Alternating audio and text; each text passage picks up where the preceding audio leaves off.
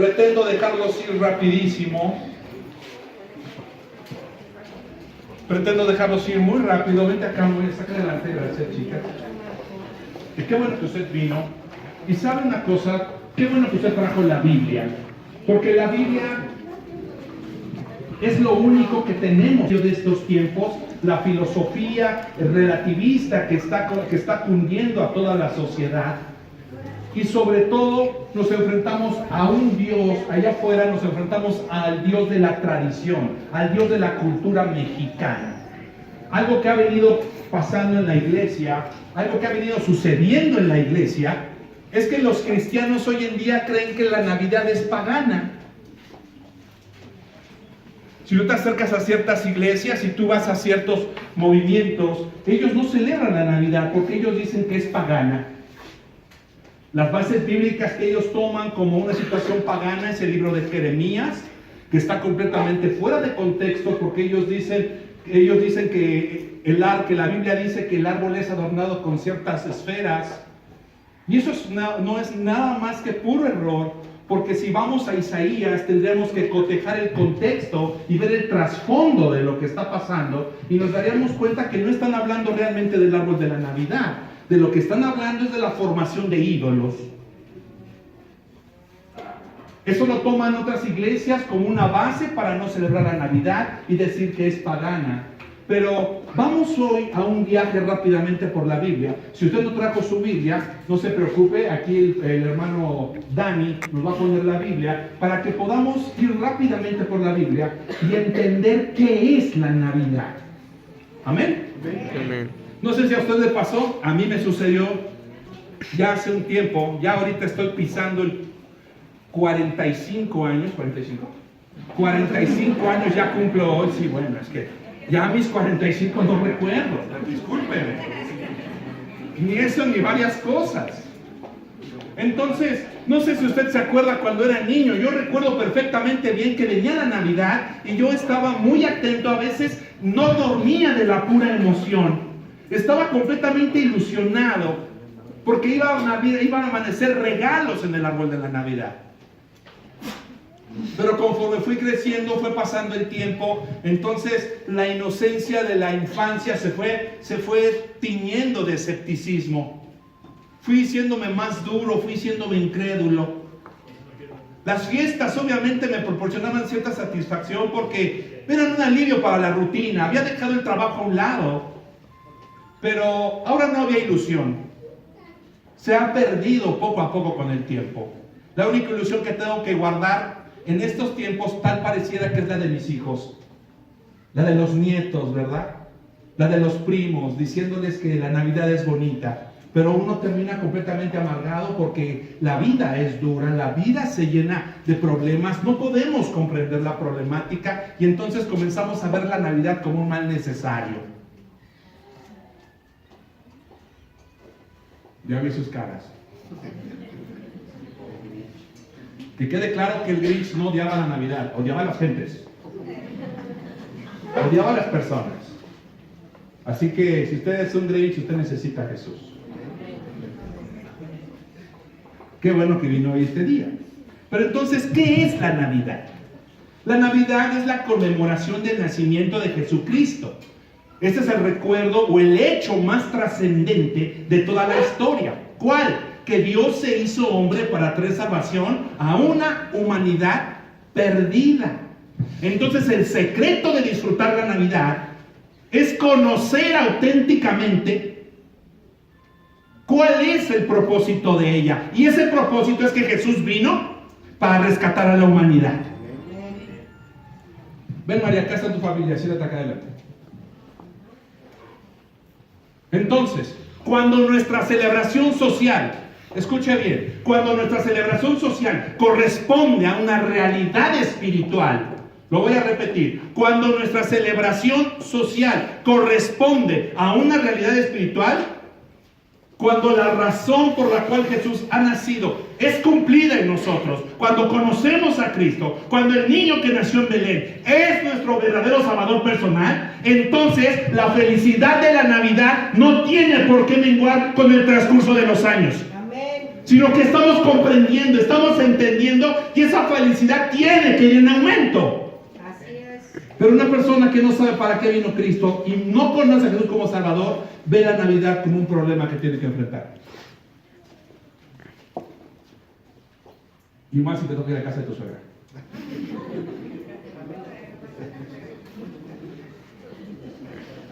¿Cómo tengo que amar a ese ser despreciable?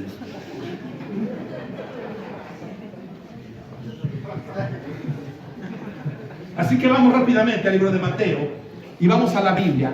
Abra su Biblia. No es cierto, las obras son un encanto. Es la porción de Dios para nuestro trabajo personal de crucifixión en esta tierra. Nos llevan a la madurez, al conocimiento de la verdad. ¿Están conmigo? Mateo 1. Y vamos a entrar rápidamente. Pretendo correr porque tenemos que comernos 40 kilos de pozole. Así que dígale que está al lado de usted, no te vayas a ir, que te vas a llenar de pozole. Y creo que hay ensalada de manzana, y hay refrescos. ¿Y qué más hay? Ponche. No hay piquetes, piñatas. Vamos a romper por lo menos unas 4 piñatas, así que no se vaya. ¿Vale? Ok, dice la hermana, no voy a decir. Ok, vamos ahí a Mateo 1, 18. Y entonces nos vamos a enfrentar a una problemática que los teólogos, que la gente ve al enfrentarse al libro de Mateo. Pónmela, por favor, Dani. Mateo 1. Y entonces comenzamos así. Mateo 1 dice así: libro de la genealogía de Jesucristo. Mateo 1:1. Y entonces nos dice algo muy interesante: hijo de David, hijo de Abraham.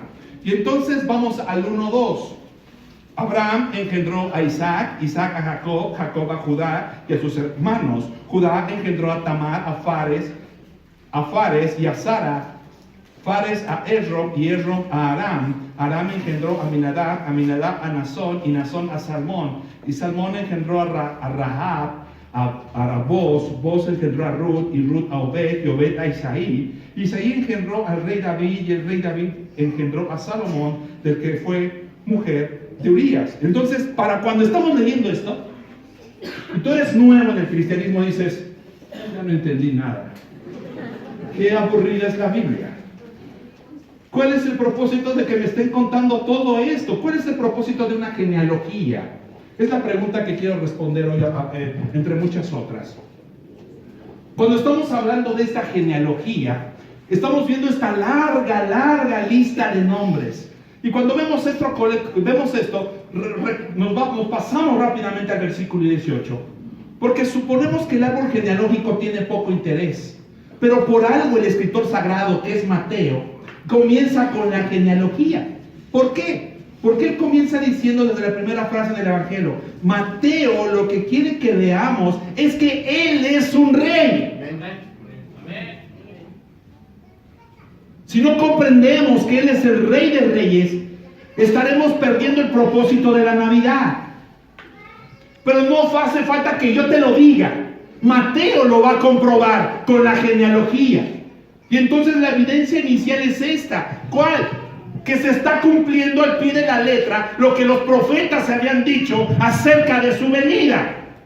Que nacería de una virgen. Que sería del pueblo de Belén. Qué interesante. ¿Qué más dice? Que vendría del linaje de Abraham.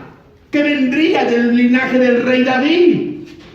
Y entonces estamos viendo ahí cómo para un judío, para alguien estudioso de la Escritura, es muy importante esto, porque no estamos viendo al Jesús de la historia, no estamos viendo al Jesús de allá afuera de la calle, de la cultura mexicana. Estamos conociendo al Rey de Reyes, a ese Jesús que fue profetizado por Isaías, por Jeremías, por todos los antiguos, que vendría y que sería del linaje de Abraham, que sería del linaje del rey David. Así que la genealogía por eso es tan importante, porque Mateo nos está comprobando que la palabra profética se está cumpliendo. Amén. ¿Estamos ahí? ¿Dónde estás ahí? Mateo, perfectamente, muy bien. Del linaje de Abraham. A ver, pon resuelve. Ahí tenemos a Abraham. La genealogía de Jesucristo, hijo de David, hijo de Abraham. Abraham engendró a Isaac, Isaac a Jacob, Jacob a Judá, sus hermanos. Judá engendró a Tamar, Fares, Sara, Erro, Aram, Aminadab, Nazón, Salmón, Rahab, a Boz engendró a Ruth, Isaí engendró al rey David, y el rey David engendró a Salomón, de la que fue mujer Urías. Fíjese qué hermoso. ¿Cómo podemos ver el cumplimiento de la Escritura? De lo que había sido prometido hace miles de años. Y subrayar las figuras de Abraham y David. Mateo nos recuerda el camino histórico, el origen de la historia nos está dando Mateo, donde está establecido con toda claridad que Cristo nacería de la simiente de Abraham.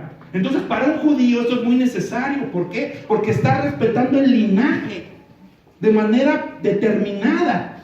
Iba a nacer en lugar específico. Para nosotros que somos mexicanos, es muy interesante porque nos cuesta mucho apreciar la importancia de la profecía, apreciar la importancia de la genealogía. Pero yo no puedo hablarte de la Navidad si no estamos entendiendo que esto era un plan desde la fundación del mundo.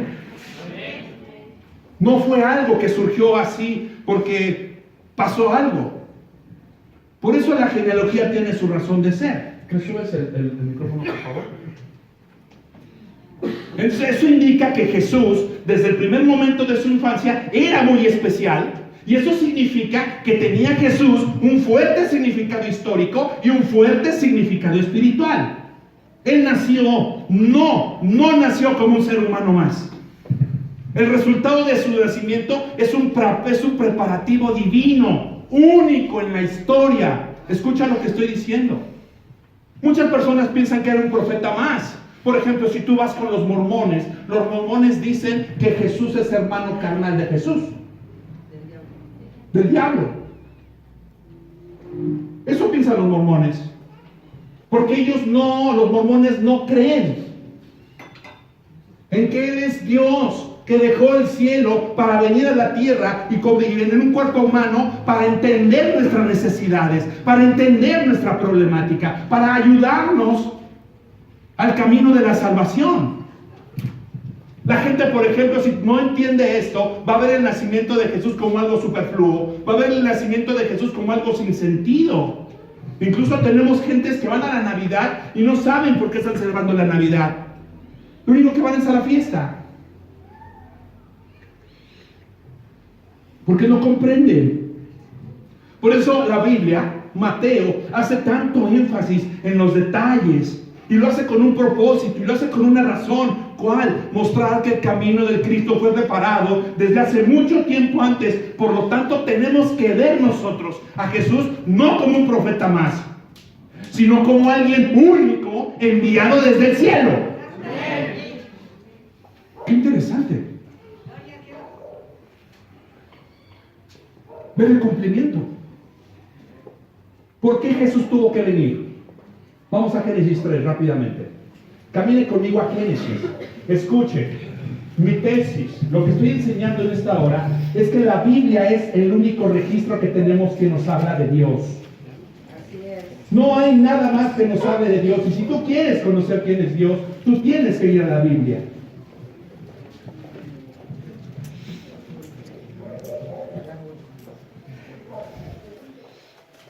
Camina conmigo allá a Génesis 3. ¿Estás ahí? Muy bien. Baja Génesis 3. Mire, vamos a ver la desobediencia del hombre. Escuche esto. Baja Génesis 3:15. Ahí nos encontramos con una problemática. Bájame al 12 para que podamos ver un poco los versículos que le anteceden. Y el hombre respondió, la mujer que me diste por compañera me dio del árbol y yo comí. Entonces Jehová Dios dijo a la mujer: ¿qué es lo que has hecho? Y dijo la mujer: la serpiente me engañó y comí. Y Jehová dijo a la serpiente: por cuanto esto hiciste, maldita serás entre todas las bestias y de todos los animales del campo. Sobre tu pecho andarás y polvo comerás todos los días de tu vida. Qué interesante afirmación. Y pondré enemistad entre ti y la mujer. Qué bello es esto. y pondré enemistad entre ti y la mujer. Por favor. Coma. Y entre tu simiente y la simiente suya. Esta te herirá en la cabeza y tú le vas a herir en el calcañar. Este versículo, Dani, no bajes, el 15, subrayamelo. Subrayame ese versículo. Esto que vemos en el Génesis es lo que Dios estaba preparando para nosotros por causa del pecado. En el momento que las personas pecamos, porque la gente estamos rendida al pecado, Dios pone una respuesta, Jesús pone una respuesta para nosotros. ¿Cuál? En el Génesis, en el momento que Adán y Eva fallan, en el momento que ellos solo abren sus ojos y mueren, en el momento que ellos rompen la comunión con Dios y son lanzados fuera. En ese momento Dios mismo viendo la caída, Dios mismo viendo la herida de la humanidad en Adán y Eva, Dios mismo pone una salida. Y la promesa es esta: pondré enemistad entre ti y la mujer. Qué interesante es ver esto. Y de entre tu simiente y la simiente suya, esta te herirá en la cabeza y tú le herirás en el calcañar. No lo quites, Dani, por favor. La serpiente, como vemos, está puesta bajo maldición. Maldita serás entre todas las bestias.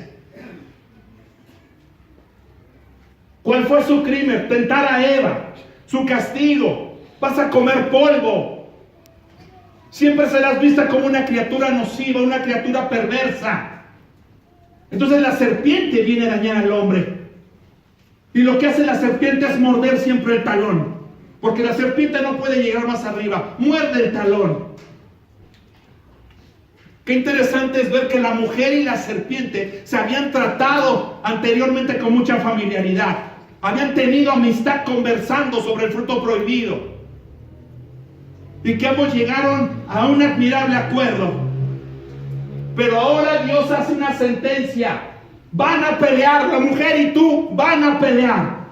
Amén. Esto me encanta porque a veces las amistades pecaminosas, las relaciones pecaminosas, las enemistades mortales que se unen en tanta maldad, no quedan unidos por tanto tiempo. O como diría el Facebook, mono no mata mono, ¿verdad? Ladrón no mata ladrón. Y entonces comienza una problemática aquí. ¿Qué es lo que está diciendo? Lo que está diciendo es que va a poner enemistad entre ti y la mujer. ¿Cuál mujer? María. Va a haber un problema. Va a haber una mujer. Y entre tu simiente y la simiente suya van a ser un hijo. Ese hijo se va a levantar y va a estar contra el diablo. Va a estar contra tu simiente, Satanás. Se va a levantar y la va a pisar y la va a vencer. Amén. Y después dice: esta te herirá en la cabeza y tú le herirás en el calcañar. Entonces viene Satanás a querer destruir el propósito de Jesús en la tierra. Viene a tentarlo. Levanta a Judas Iscariote para querer que desista Jesús, porque una persona cercana viene a traicionarlo. Pero Jesús está muy consciente de lo que tiene que hacer. Jesús se ve traicionado por los discípulos. Jesús se ve traicionado por el sumo sacerdote. Jesús se ve traicionado por el pueblo entero. Ahí está la herida en el calcañar. En la naturaleza, en la carne de Jesús, en la humanidad del Cristo. Sin embargo, también dice: esta te va a herir en la cabeza. Esta herida fue una herida que Jesús, al morir en la cruz, Satanás creyendo que había vencido, Jesús sube a la cruz y en la cruz Él muere y nos compra. Él resucita y vence a la muerte y asesta un golpe mortal en la cabeza de la serpiente. Así es. Amén. Y la serpiente queda muerta. La serpiente pierde poder sobre la vida de todo aquel que conoce a Cristo. Pero ¿de dónde salió Jesús? de la simiente de la mujer. Así que si por la mujer entró Satanás y pecó, Dios restaura la identidad de la mujer. Dios restaura la identidad de la mujer. La mujer ya no es esa persona que la cultura mexicana dice, donde las iglesias promueven también el machismo, donde los pastores hacen a un lado a las mujeres. Jesús restaura a la mujer y por medio de una mujer santa llamada María, deja venir al Cristo de la gloria. Y la mujer queda restaurada en ese momento. Ya no es esa pecadora que dice Martín Lutero, que las mujeres son el instrumento de Satanás, que los grandes teólogos hablan que es que las mujeres son instrumentos del diablo, y toda una teología donde no se permiten pastoras. Y ya se imagina usted a Dios, ¿verdad?, diciendo, no, la mujer no puede predicar, la mujer no puede ser pastora. No hay nada más equivocado que eso. Amén. Ellos han tenido que hacerse un Dios machista, un Dios que aborrece el sexo femenino, como si Dios pensara como ellos. Entonces tenemos que aprender que la Navidad se abre paso en medio de las oposiciones. Tenemos que ver que la Navidad se abre paso en medio de la problemática. Hoy en día la Navidad se abre paso en medio de la amargura de la gente. Hoy en día la Navidad se abre paso en medio del mal carácter de las personas. Eso era lo que Jesús estaba haciendo, abriéndose camino en medio de tanta situación que no quería permitir que viniera el nacimiento de Cristo. Porque así son las Navidades. Vamos ahí al 1:19. Regresa a Mateo, por favor. Mateo 1, sígame usted. Mateo 1:19. Vamos 1:19 y 20 para pasar de la genealogía. Y una vez que ya vimos que Cristo era esperado, profetizado, esperado, y vimos su cumplimiento, y estamos entendiendo que es el plan de Dios para salvar a la humanidad. Jesús es el plan de Dios para salvar a la gente. Jesús es el plan de Dios. Jesús es nuestra Navidad. Así que si alguien de ustedes, o alguien de su familia, o alguien de sus amigos cristianos, muchos, fariseos o legalistas, les dicen que que la Navidad es satánica, que la Navidad es pagana, dígale usted, tengo que llevarte al libro de Mateo, hijo. Mira, ven a entender la genealogía del Cristo y el propósito. Mateo 1:19-20 dice así, y aquí vemos algo muy interesante. El instrumento de Dios, José. Fíjese, José su marido, como era justo. Bájate al 17, por favor. El nacimiento de Jesús fue así. Acá Dani, 18. Estando desposada María, su madre, con José, antes que se juntasen, se halló que había concebido del Espíritu Santo. Ándale. Yo he conocido historias parecidas, ¿verdad? Sí, yo he conocido historias donde dicen que... Salud, ok. Historias de Navidad. Parecidas donde de repente, pastor, que me van a operar, tengo un tumor. Tienes un tumor, hija. Vamos a orar para que ese tumor se vaya. En el nombre de Jesús. Ay, se siente el tumor. No se quitó, Señor. Quita este tumor. 2 meses después el tumor nace, ¿no? Entonces tú dices, ¿cómo no era un tumor? Tenemos así, ¿verdad? Tu gorra, por favor. No era un tumor, ¿verdad? Era un niño. Entonces vemos aquí esto muy interesante. ¿Cuál? José. Se halló que ya concebido del Espíritu Santo. José su marido, como era justo, esta palabra subrayamela aquí. No la quites, subrayame esta palabra. Justo. Quiero hablar sobre esto, sobre José. Era justo y no quería infamarla, quiso dejarla secretamente. Y pensando él en esto, he aquí un ángel del cielo le apareció en sueños y le dijo: José, hijo de David, no temas en recibir a María tu mujer, porque lo que en ella es engendrado del Espíritu Santo es. Amén. Y dará a luz un hijo y llamará su nombre Jesús, porque Él salvará a su pueblo de sus pecados. Fíjese qué afirmación tan hermosa. Jesús viene a salvar al pueblo de los pecados.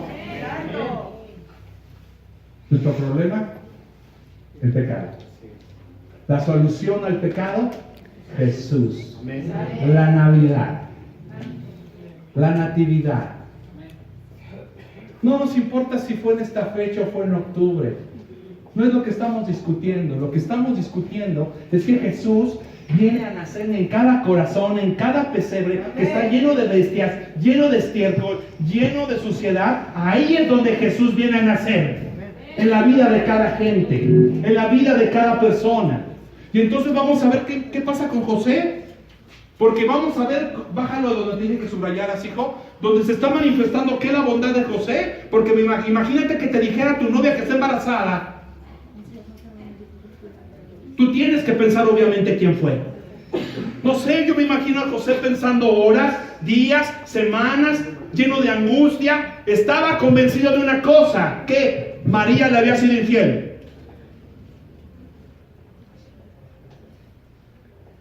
Pues imagínate que te digan que tu mujer está embarazada y todavía no tienes nada que ver con ella y te quedas así acá de, ¿cómo?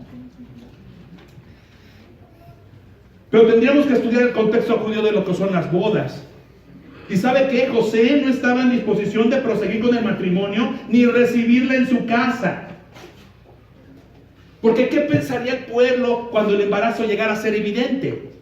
Pues estamos viendo a María con un problema grave. Por otro lado, José amaba a María porque él era una persona justa y conocía sobradamente a la familia. La reputación de la familia era muy importante en el tiempo de José. Hoy en día no tanto, ¿verdad?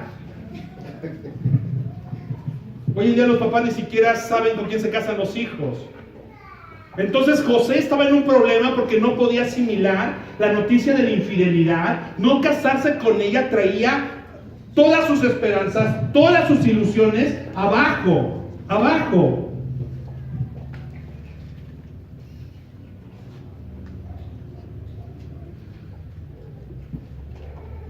Si alguien tiene un SIT, un Ibiza, está estorbando una puerta, salga por favor. ¿Qué color es?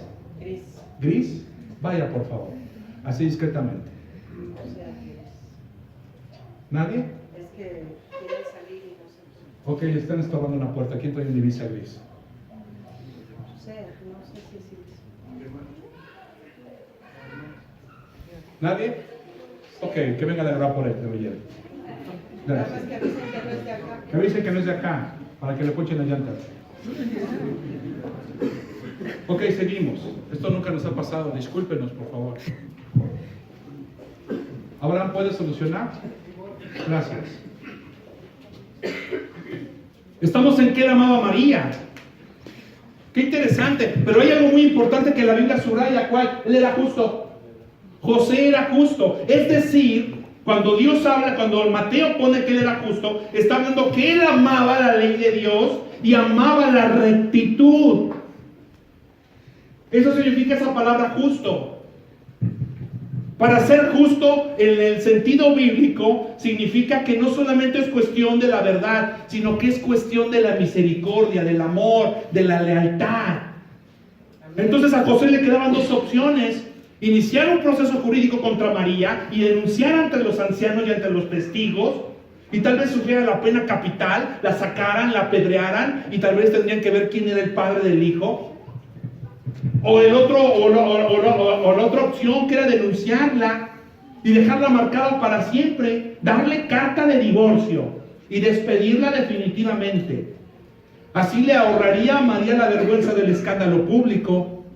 Darle carta de divorcio entre nosotros, se acabó entre tú y yo todo, no te voy a recibir en mi casa, ya no quiero nada contigo, adiós, quítate, y dejarla ahí.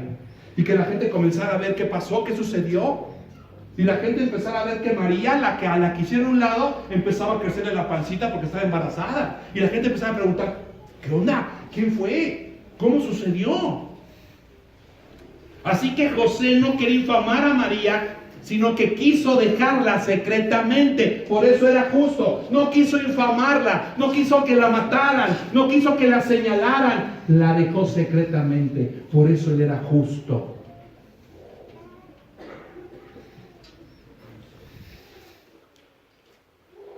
Y aquí viene el de repente de Dios, ¿verdad? Yo siempre lo he dicho, la gente hace sus propios planes, la gente programa, la gente dice, la gente proyecta y de repente entra el factor Dios. Chiquito, no es como tú quieres, es como yo digo, porque tú me perteneces y las cosas son así, aunque no quieras. No has preguntado qué es lo que quiero. Soy tu padre, soy tu dueño. Las cosas son de esta manera porque yo soy Dios. Y de repente José diciendo, ya se acabó todo, vámonos, bye bye. Me duele lo que me hizo. 20. Y pensando él en esto, fíjese, él estaba siendo atormentado, él estaba pensando, oh, ¿de quién es el hijo? ¿Por qué me traicionó? Era de una buena familia, una mujer santa, ¿por qué se comportó así? Una mujer limpia, yo soy justo. Dios, ¿por qué me haces esto? ¿Por qué permites esto a mi vida? Y pensando él en esto, he aquí un ángel del Señor se le apareció en sueños. El de repente de Dios siempre, ¿verdad? La mano divina siempre metida en la vida de sus hijos. Y le dijo, José, hijo de David, no temas en recibir a María, tu mujer, porque lo que en ella es engendrado del Espíritu Santo es sopa. Sube. 21. Y dará a luz un hijo. O sea, no solamente le está diciendo quién es María, no solamente conoce su corazón, no solamente sabe la lucha que él tiene, sino que le da instrucciones. Y dará a luz un hijo y llamará su nombre Jesús, porque él salvará a su pueblo de sus pecados. Wow. Ahora entendamos una cosa, él es justo. Y cuando hablamos de que él es justo, es una persona que ama a Dios, que ama la misericordia, que ama la gracia. Es una persona que automáticamente hace lo que Dios le dijo que tenía que hacer. Qué bueno es Dios. Porque es justo. Amén. No es como nosotros, que nosotros tratamos de negociar con Dios, ¿verdad? No, las cosas, Dios te habla, Dios viene y te dice, quiero esto, y tú, sí, ¿será Dios o no será Dios? Y entonces comenzamos con situaciones, ¿verdad? Señor, mátame. No, Dios no te va a matar. Dios quiere que crezcas y te va a llevar a enfrentar. Porque vas a madurar enfrentando, no huyendo. Porque las aflicciones para eso son, para que las personas maduremos, para que le encontremos, para que confiemos, para que nos veamos desafiados. Porque el problema viene para humillarnos, para arrancar la ira, para arrancar el orgullo y la soberbia del cual el humano cree que es algo. Y entonces Dios permite la problemática para doblarte, para humillarte. Y entonces lo voltees a ver y digas, dependo de ti, no puedo hacer nada, solamente tú puedes hacer. Señor, aquí estoy de nuevo. Y Dios dice, si no era por esto no venías a mis pies. Si no era por esto, tú no te acercabas nunca más. Amén. Y entonces vemos a José obedeciendo. Se siente dolido, traicionado, abrumado por la confusión emocional, la situación sentimental. Y Mateo nos habla que lo que ocurrió fue un sueño. El ángel se le aparece. Es tal el impacto que José se levanta y obedece automáticamente la instrucción del ángel. Él no está vacilando, él no está dudando en obedecer. El ángel comienza con un saludo y le dice, hijo de David. ¡Wow! ¡Qué saludo! Le estaba repitiendo la profecía, hijo de David. ¡Wow! Le explica los procesos ocurridos, le explica el origen divino. Y entonces las palabras del ángel coinciden seguramente con lo que había escuchado de los labios de María. Lo que en ella es engendrado del Espíritu Santo es. Me imagino a José, ¡oh, no me traicionó! Nadie se acostó con ella, me es fiel. Amén. Oiga, para un hombre eso es lo mejor que le pueden decir. Amén.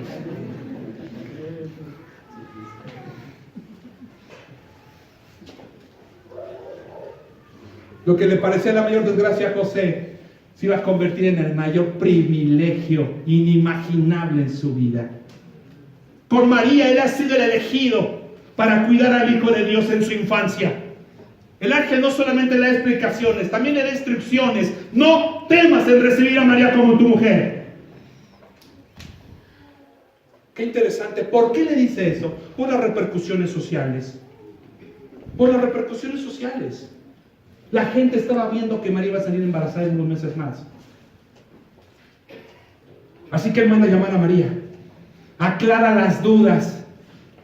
¿Y qué es lo que hace José? Abrigar a María. Fíjese qué hermoso lo que hace José. Abriga a María, la lleva a refugiarse en el hogar de las críticas del pueblo. José asume la responsabilidad conyugal, se solidariza con María en su dificultad, la recibe en casa. Y el judío es el que le pone el nombre. Así que es el ángel el que le pone el nombre y le dice, y se va a llamar Jesús. Y él dice, sí, Señor, le ponemos como tú digas. Y cuando voy a presentar a Jesús, el rabí le pregunta, ¿y qué nombre va a llevar? ¿Qué nombre le pone el Padre? Jesús. En el momento que José le dice al rabí Jesús, en ese momento él está tomando responsabilidad sobre el corazón de María y sobre la paternidad del niño. Qué hermosos son los judíos. Qué precioso es el contexto.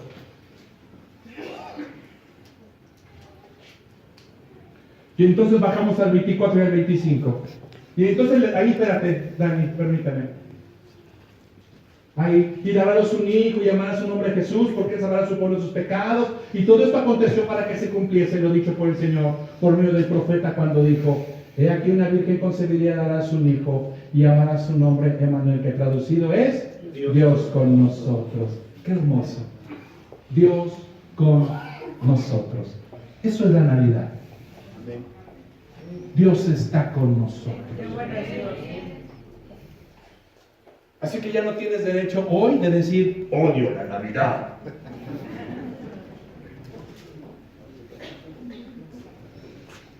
Seguimos con José. Y despertando José del sueño. Sube.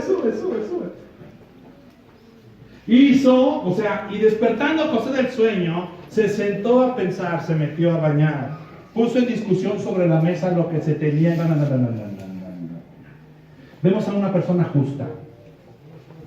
Hizo como el ángel del Señor le había mandado y recibió a su mujer. Venga para acá, vente para acá. No te voy a dejar descubierta.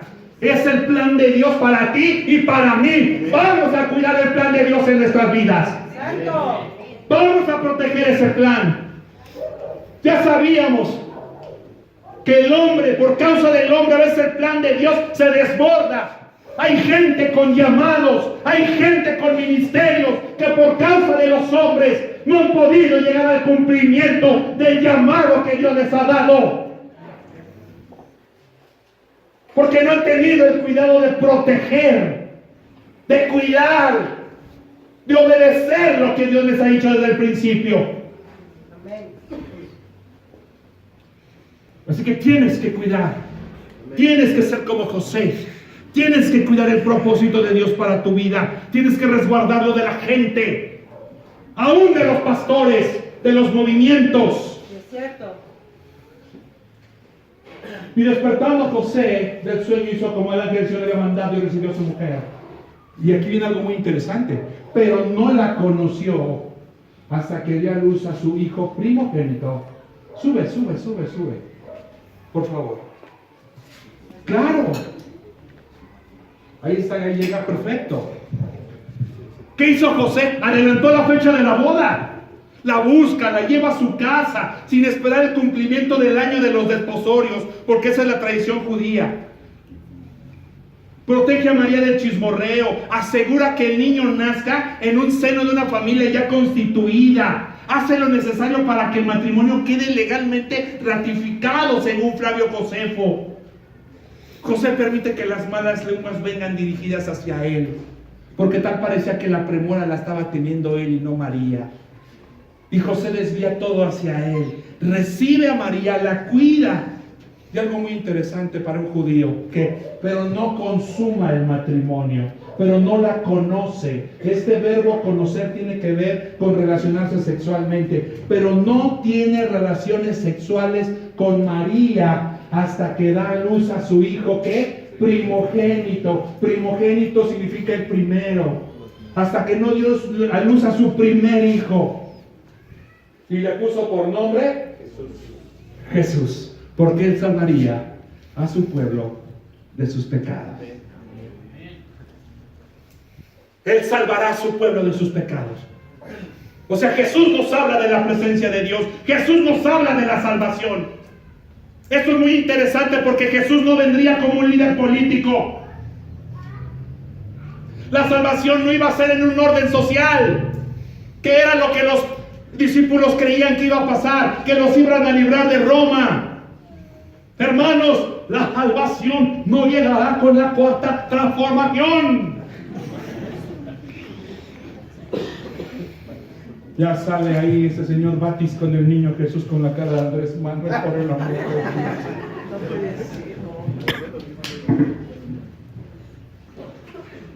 Y la gente diciendo amén, lo quiero calar y lo quiero vestir. No hay nada más cerrado que eso. Así que el ángel añade algo más, que Él salvará a su pueblo de sus pecados.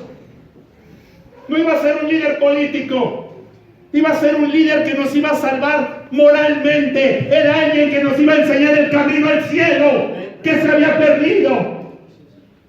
No venía a librar a los judíos de la esclavitud romana, ni a los cristianos de la persecución, de la tribulación o del dolor. Viene a salvar a su pueblo de sus propios pecados. Amén. Gloria a Dios.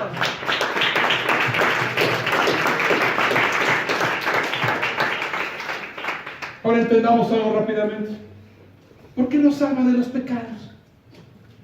Hay gente, si tú vas por ejemplo que Aguascalientes, los hidrocálidos, te acercas a los hidrocálidos, tú andas ahí en Aguascalientes y te paras y le dice a una persona, oiga, disculpe esta calle, y en Aguascalientes te dicen las personas, no se preocupe, espérame tantito. Mi amor, ahorita llego, voy a llevar a un perdido a esta fecha, a este lugar. Cuelga y se sube a tu coche y tú. No, aquí en el Estado de México tú eres un coche y te secuestran. Más ves a la policía y empieza a temblar. O sea, me van a asaltar. O sea, imagínate. No. ¿Acaso es lo que necesitamos? ¿Ser salvados de nuestros pecados? Vamos a definir cuál es la mayor necesidad del ser humano. ¿Qué diría usted que es la mayor necesidad del ser humano? ¿El dinero? Sí, pastor, necesitamos dinero. Diría Facebook, tenemos que mandar al pastor de vacaciones a Estados Unidos. Para eso trabajamos. Las personas. Mentira. La gente va en busca del dinero. La gente va en busca de un empleo seguro. Hay gentes que les importa tener una buena salud. Hay gente que ama tener muy buenos amigos. Y no digo que eso sea malo. Eso no son nuestro mayor problema. Yo creo que es consecuencia. El gran problema del ser humano se llama el pecado. Y todas las demás dificultades que derivan del pecado. Deberíamos preocuparnos y angustiarnos más que nada por el hecho de ser pecadores. Es verdad. Porque el peor de todos los males que puedan alcanzarnos no está fuera de nosotros, sino está dentro de nosotros. Es cierto. Los demás problemas pueden ser solucionados con relativa facilidad por Dios. Pero la solución al pecado no es cuestión de poder divino. Escúchame, no es cuestión de poder divino. Es algo por lo cual nosotros mismos somos responsables. Su arreglo no es tan fácil. Requiere el nacimiento no de un héroe político, sino de un rey justo, de un salvador que muera en lugar de su pueblo a fin de llevar su culpa para salvarlo. Eso es la Navidad. Es verdad.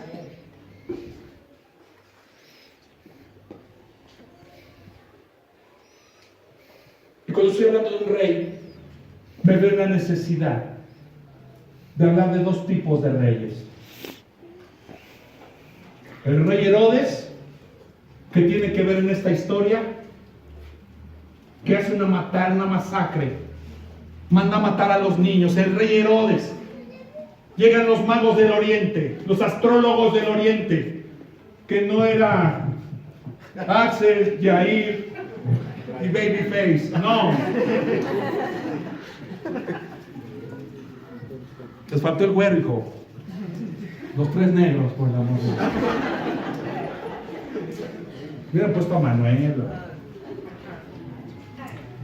Hubieran puesto a Dani. No, eran astrólogos. Ellos llegan con Herodes. ¿Cuál Herodes? El grande. Y le dicen que han llegado a ver al rey de los judíos. Y él, como Idumeo, tenía ese título. Él era llamado el rey. Y él se queda diciendo, ¿cómo? ¿Un rey? A ver, abren las escrituras. Y aquí vemos a una persona manipulando las escrituras. Dice que van a ser en Belén. Y le empiezan a decir, y él entra en crisis y dice, ¿cómo? Y este rey manda a matar a todos los niños de menos de 2 años. Hace una masacre este rey. Porque nadie más podía levantarse como rey más que él.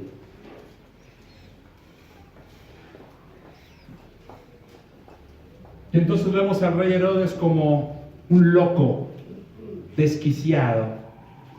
Vamos a ir a Mateo 2:16, por favor. Mateo 2:16. Voy en tiempo.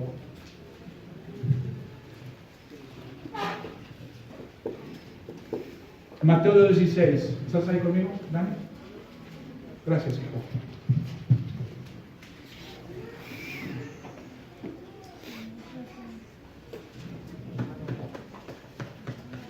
Dice así: Herodes entonces, cuando se vio burlado por los magos, fíjense qué hermoso, se enojó mucho.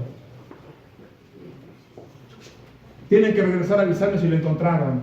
Y los magos son avisados que no tienen que regresar por ahí.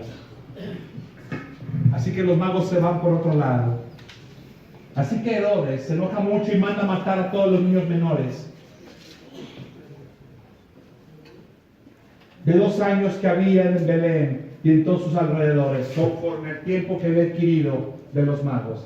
Entonces se cumplió lo que fue dicho por el profeta Jeremías cuando dijo: voz fue oída en Ramá, grande lamentación, lloro y gemido, Raquel que llora a sus hijos y no quiso ser consolada porque perecieron. Qué interesante. Vemos en el texto bíblico cómo Herodes el grande es un déspota sin escrúpulos, paranoico, obsesionado por la inseguridad de su trono. Tendríamos que estudiar un poco de Herodes, y Herodes es idumeo, significa que él venía de Edom, era primo hermano de los judíos. Y su obsesión a la situación del trono lo llevó a tener una liquidación sistemática, no solamente de los niños. Mató a toda la línea asmonea. ¿Qué significa? Mató a su propia esposa, Mariam, y mató a sus 2 hijos, Alejandro y Aristóbulo. Los mató porque ellos iban a ser los que iban a quedar en el trono. Y si Herodes era capaz de matar a su propia familia, él era capaz de matar a todos.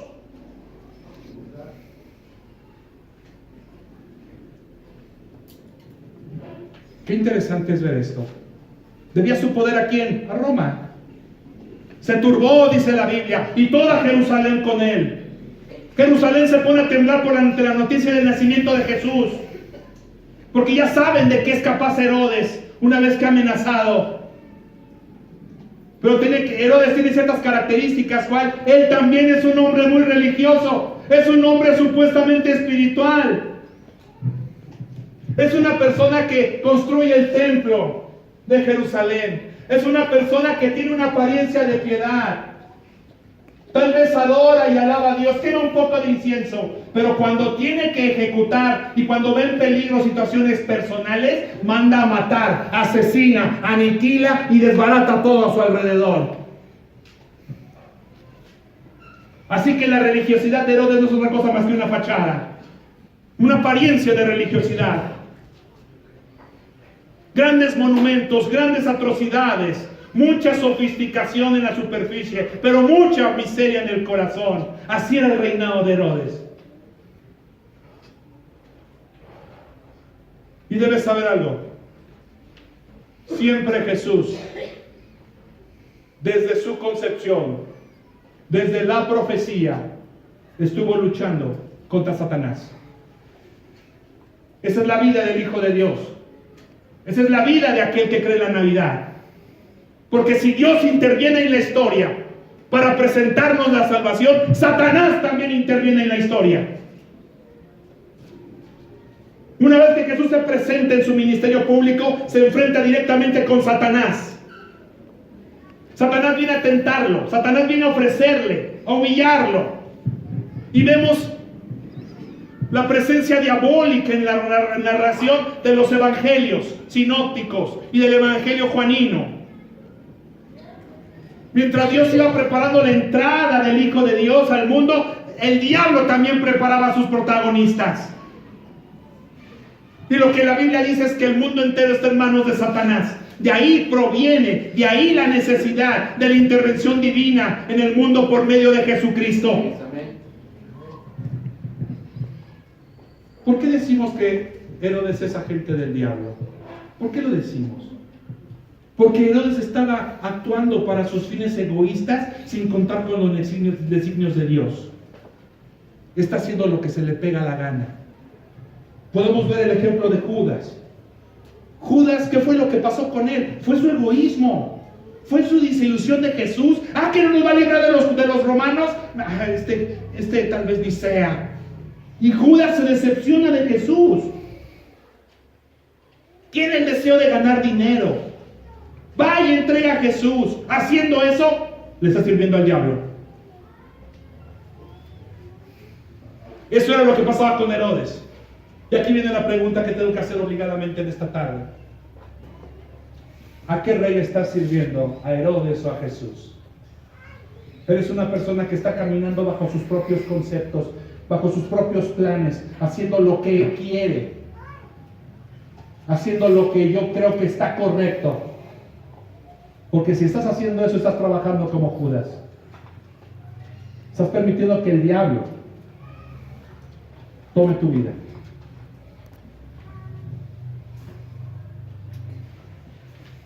Porque tendríamos que hacer la comparativa. ¿Cuál comparativa? Pues entonces, ¿quién es Jesús? Jesús es aquel que sirve como siervo sufriente.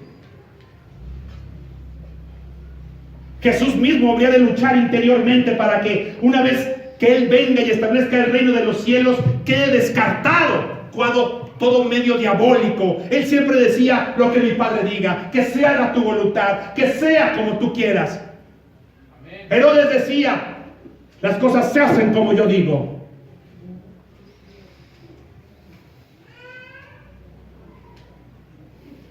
El reino que Jesús proponía es un reino de justicia. Y no hablo de una justicia superficial, limitada por actos externos que pueden ser regulados por los humanos. No, estoy hablando de que Dios tiene motivaciones justas, que su justicia procede de un corazón santo.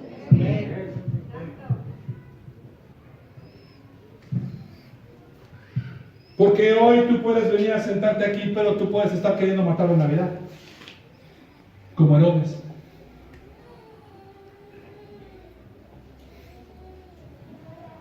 O puedes querer levantarte de las ruinas en las que caíste.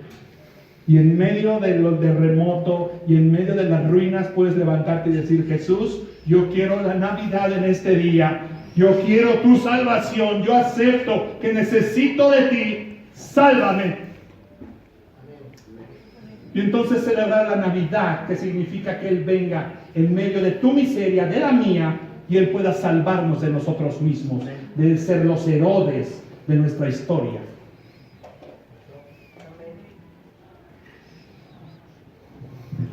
Ven, Manuel, te termino.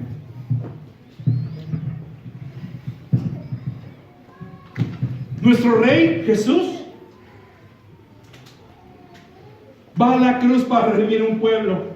trasladado a la potestad de las tinieblas a la luz admirable. Cuando los discípulos le dijeron: tú eres el Cristo, el Hijo del Dios viviente, entonces los discípulos él comenzó a declararles que era necesario ir a Jerusalén y padecer mucho por los ancianos, los principales sacerdotes, los escribas, y ser muerto y resucitar al tercer día. ¿Por qué? Porque ese era su camino al trono. Sufrir como siervo sufriente, rey que sirve a los demás, un rey que ama, que les da de comer, que ve su necesidad, que se extiende a ellos. No estamos hablando de Herodes, que está trabajando por sus propios propósitos. Así que el camino a la coronación conducía primero a la humillación de la cruz. Ese es el reinado de Jesucristo. Es rey por haber sido siervo sufriente. ¿Qué significa que seamos nosotros hijos de este rey? Que le debemos lealtad. Amén. Porque él, escuche bien, él no es como Herodes, él no es como el diablo. Nos debemos lealtad porque él no nos ha vencido con un poder despótico, sino porque nos ha redimido con su sangre. Amén. Nos ha vencido con su amor. Amén. Porque si nos entregamos a Él y le servimos con pasión, es porque su amor es lo que nos ha impactado. Es su amor lo que ha convencido nuestros corazones. Así que Jesús es toda la antítesis de Herodes. Vemos en Herodes la injusticia, vemos en Jesús la justicia, vemos en Jesús la autoridad, en Herodes la tiranía, vemos en Herodes la mentira, vemos en Jesús la verdad, vemos en Herodes el egoísmo, vemos en Jesús el amor, vemos en Herodes la muerte y el hacer sufrir a la gente, vemos en Jesús el sufrir por nosotros, vemos en Herodes las tinieblas, vemos en Jesús la luz.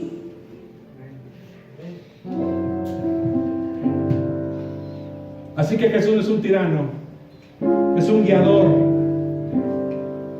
Él nos enseña con su ejemplo.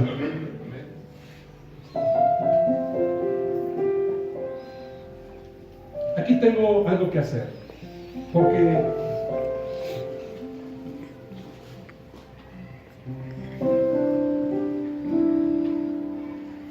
recibí de parte de Dios algo que tengo que hacer.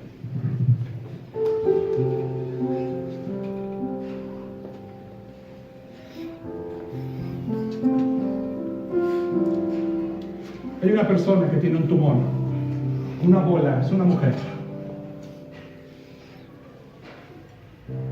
¿Qué has pensado que te vas a morir? ¿Qué has pensado que es cáncer?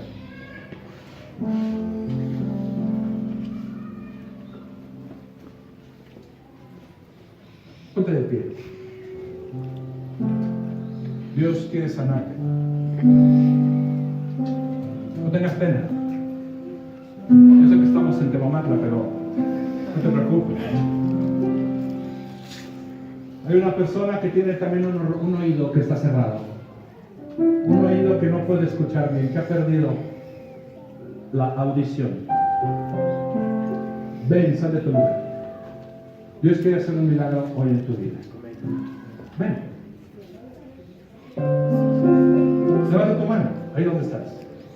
Ponte de pie. Una persona que tiene un dolor de cabeza fuerte, porque he estado batallando con lo que estoy hablando. Póngase de pie. Quiero orar por usted para que ese dolor de cabeza se vaya.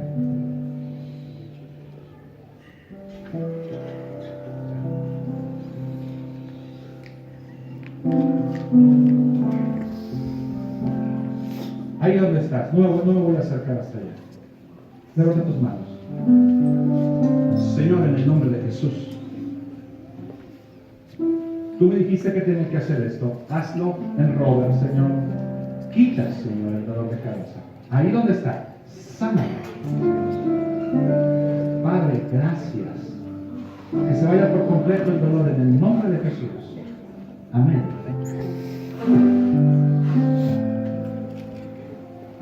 ver.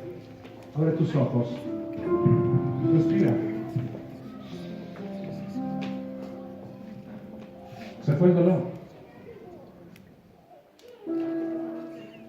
Por completo. Gloria a Dios, siéntate.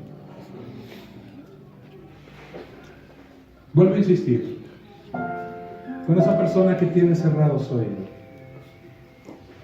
Tengo que hablar con una mujer que le han dicho que está loca. Que cree que está mal de sus facultades mentales. Porque la gente le ha hecho creer eso. Y lloras todos los días. Levántate, quiero orar por ti. Vamos, es una dirección que tengo de parte de Dios. Dale un canto, Manuel.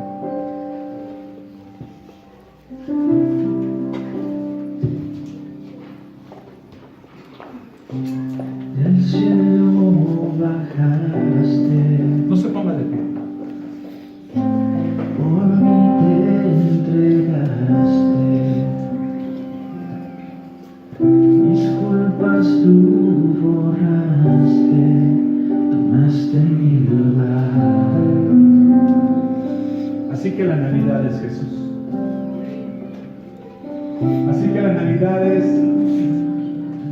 recibir la salvación de Él. En mi corazón. Porque en el corazón es donde salen los malos pensamientos. Mis culpas tú Borraste al morir en esa cruz.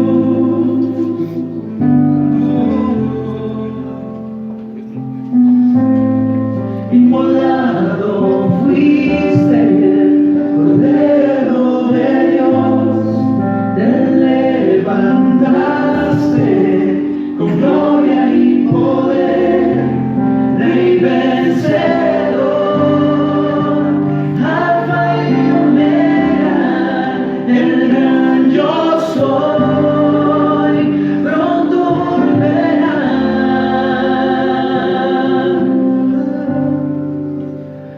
Exaltado estás, coronado estás, digno de toda la gloria, digno de toda la honra. Exaltado estás, coronado estás. ¿Ya tomaste la decisión? ¿Tienes dolor de espalda? ¿No puedes dormir? Ven. Sal de tu lugar. Ven. Y das vuelta para la derecha y das vuelta para la izquierda y no puedes considerar el sueño. Despiertas con un dolor de todos los días. Levanta tus manos.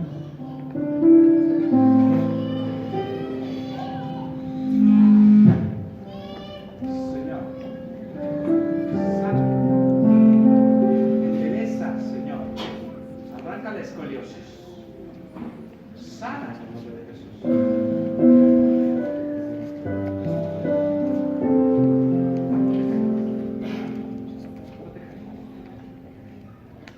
Por completo.